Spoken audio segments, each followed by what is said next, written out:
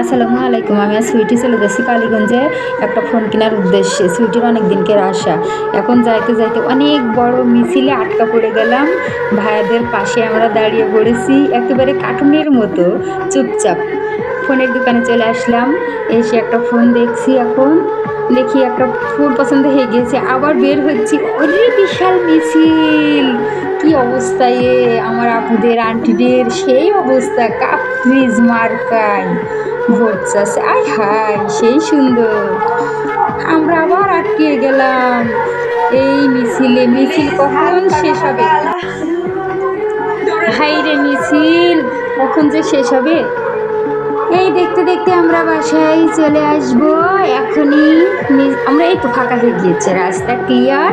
এখন আমরা বাসায় আসবো। এখন চলে এসেছি। আচ্ছা, যাই হোক, আমরা এখন মনে হয় বাসায় ফিরতে পারবো। রাস্তাটা ক্লিয়ার হচ্ছে। এই যে সেই মধ্যেখানে মধুরা, এই যে চলে এসেছি। ফোনটা এবার দেখবো যে কেমন হয়। মনে হয় ভালোই হবে, ক্যামেরাটা সুন্দরই ছিল, দেখে নিয়ে আসছিলাম। আসলে মনে হয় ভালোই হবে। সুইটির অনেক দিনকের আশা আজকে পূরণ হলো।